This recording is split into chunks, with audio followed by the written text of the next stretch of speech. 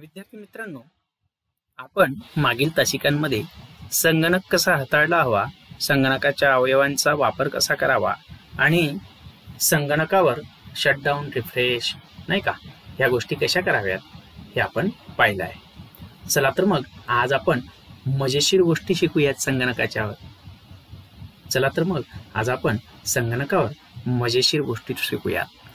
तुम्हाला विविध चित्र काढायला आवडतात ना? नक्कीच. हे चित्र म्हणजे काय असतात मुलांनो?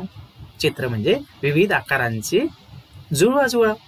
चला तर मग आज आपण संगणकावर विविध आकार कसे तयार करता येतात ते पाहणार आहोत. तर आपल्याला या ठिकाणी स्टार्ट बटनवर गेलो आणि त्यानंतर या ठिकाणी पेंट नावाचं हे टूल आहे. या पेंट नावाच्या टूलवर आपण जाणार आहोत. आता या पेन टूलमध्ये आपण विविध आकार तयार करू शकतो. विद्यार्थी मित्रांनो, तुम्हाला या ठिकाणी पांढऱ्या रंगाची एवढी मोठी जागा दिसत असेल बघा. या जागेत आपल्याला हे विविध आकार काढायचे आहेत. कसे? अगदी सोपं. त्याच्यासाठी आपण या वरचा जो काही हा टूलबार आहे ना, याची ओळख करून घेऊ. हे बघा, या ठिकाणी जे टूलबार आहे याला म्हणतात सिलेक्शन. म्हणजे आपल्याला ज्या भागात काम करायचं आहे तेवढा भाग सिलेक्ट करण्यासाठी आपण याचा वापर करू शकतो. त्यानंतर आपण जे काही आकृती घेणार आहोत ती आकृती आपल्याला कमी जास्त साईडला कापायची, वरती कापायची, खालच्या बाजूला कापायची, तर याच्यासाठी हे क्रॉप टूल आहे. याचा आपण या ठिकाणी वापरू शकतो, करू शकतो. नंतर ती वस्तू कोणत्या दिशेला ठेवायची, तिची दिशा फिरवायची का, वरची खाली करायची, लेफ्टची राईटला करायची, याच्यासाठी रोटेट नावाचं हे बटन असतं.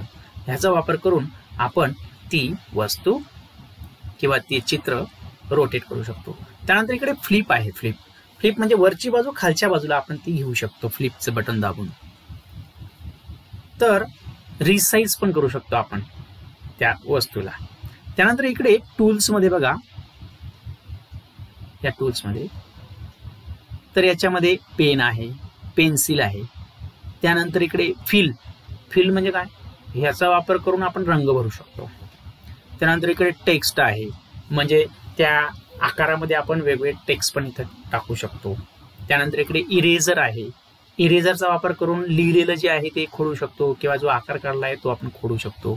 त्यानंतर इकडे कलर पिकर आहे, म्हणजे याचा वापर करून आपण याच्यातला कोणता पण कलर, या कलर मधला कोणता पण कलर पिक करू शकतो, निवडू शकतो. आणि हे मॅग्निफायर आहे, म्हणजे ती जे काही आकार आपण घेतलाय तो मोठा करण्यासाठी, लहान करण्यासाठी याचा वापर करू शकतो. इकडे हा ब्रश आहे. ब्रशचा पण वापर रंग देण्यासाठी आपण करत असतो.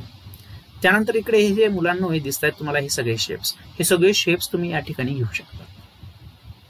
आलं लक्षात? आणि इकडे जे आहेत ते सगळे रंग आहेत. या रंगांचा वापर करून आपण इथं त्या आकारांमध्ये ते भरू शकतो. चला तर मग सुरुवातीला आपण काय करूयात, आधी काही आकार घेऊयात. बघा, आता ही पहिला जो आकार आहे हा लाईन आहे. ही लाईन अशी घ्या, अशी घ्या, अशी घ्या, कशी घेऊ शकतात. त्यानंतर 2 नंबरची आहे ती झिगझॅग लाईन आहे. तुम्ही त्याला अशा प्रकारे ओढू शकतात, अशा प्रकारे त्याला वेगळा आकार देऊ शकतात, नाही का. इथं ठेवलं की त्या पद्धतीने आपण ती लाईन ओढू शकतो. त्यानंतर आहे गोल, त्याला असा इथं ओढू शकतो आपण. म्हणजे तुमच्या माऊसच्या लेफ्ट बटनाला दाबून ठेवून आपण अशा प्रकारे हे आकार या ठिकाणी घेऊ शकतो.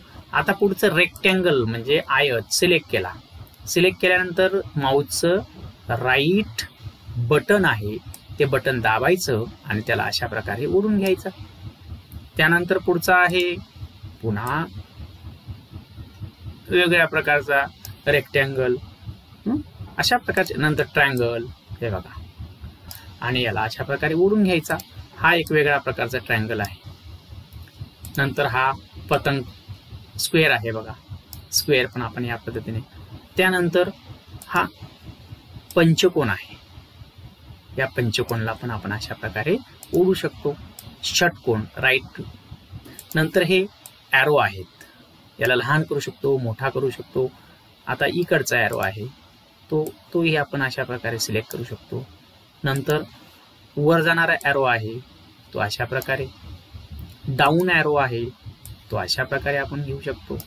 म्हणजेच काय, तुमच्या माऊसच्या राईट बटनाला दाबून वरती सिलेक्ट करून आपण अशा प्रकारे हे चित्र सगळे खाली घेऊ शकतो. हे सगळे वेगवेगळ्या प्रकारचे स्टार्स आहेत नाही का. तर अशा प्रकारे चित्र आकार आपण पेंटमध्ये तयार. चला तर मग पुढच्या तासिकेमध्ये त्या आकारांना रंग कसा द्यायचा ते पाहणार. हा अशा प्रकारचा इरेजर घ्यायचा, त्याला मोठा करून घ्यायचा आणि अशा प्रकारे मी काढलेले जेवढे आकार आहेत ते आपण अशा प्रकारे इरेज करू शकतो. म्हणजेच आकार काढताना आपलं चुकलं तरी घाबरून जायचं काम नाही. या प्रकारचा इरेजर वरच्या टूल बार मधून आपण हा इरेजर घेऊ शकतो, त्याला थोडा मोठा करू शकतो नाही, आणि मोठा केल्यानंतर चला तर अशा प्रकारे आपण घेतलं. आता मला काय करायचं आहे, ही पेन्सिल सिलेक्ट करायची. पेन्सिलने पण मी आकार काढू शकतो बरं का. कसं, हे बघा या प्रकारे, हे बघा पेन्सिलने पण मी आकार काढू शकतो. मला समजा ट्रायंगल काढायचा आहे तो मी ट्रायंगल अशा प्रकारे माऊसच्या राईट बटनाला क्लिक करून अशा प्रकारे ओढून आपण ट्रायंगल काढू शकतो. मला जर वर्तुळ काढायचं असेल तर मी अशा प्रकारे वर्तुळ काढू शकतो नाही का. मला बाण काढायचा असेल तो बाण मी अशा प्रकारे काढू शकतो.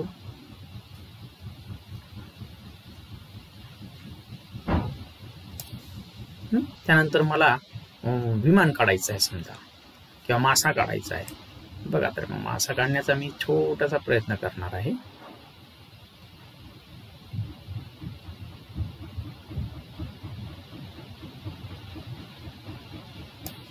बघा अशा प्रकारे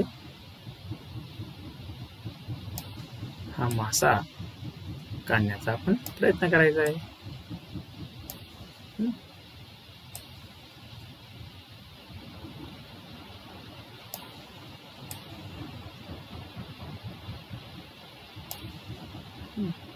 अशा प्रकारे वेगवेगळ्या प्रकारचे चित्र या पेन टूलचा वापर करून, पेन्सिलचा वापर करून आपण घेऊ शकतो नाही का. आता मला इथं काही लिहायचं आहे बरोबर. मग लिहायचं आहे तर मी या ठिकाणी हा हे टेक्स्टचं बटन दाबेल, याला क्लिक करेल, सिलेक्ट करेल आणि इथून मला कुठल्या प्रकारच्या फॉन्टमध्ये लिहायचे ते मला फॉन्ट सिलेक्ट करता येतील. समजा आता आपण ह्या वेगळ्या मजेशीर फॉन्टमध्ये लिहिणार आहोत बरोबर, आणि थोडा बोल्ड ठेवणार आहोत. नंतर त्याला तिरकस अक्षर ठेवणार आहोत, त्याला इटॅलिक म्हणतो. समजा आता याच्यामध्ये मी नाव टाकलं सा, मग तुमच्या संगणकाच्या कीबोर्डवर ते नाव टाकायचं SAGAR, हे सागर नाव टाकलं. मग आता त्याला सिलेक्ट करेल आणि त्याला मोठं करेल, आणखी मोठं करता येईल आपल्याला या प्रकारे. या पद्धतीने आपण हे सागर नाव या ठिकाणी टाकू शकतो नाही का. तर अशा प्रकारे आपण या विविध टूलचा वापर करून हे चित्र तयार करू शकतो.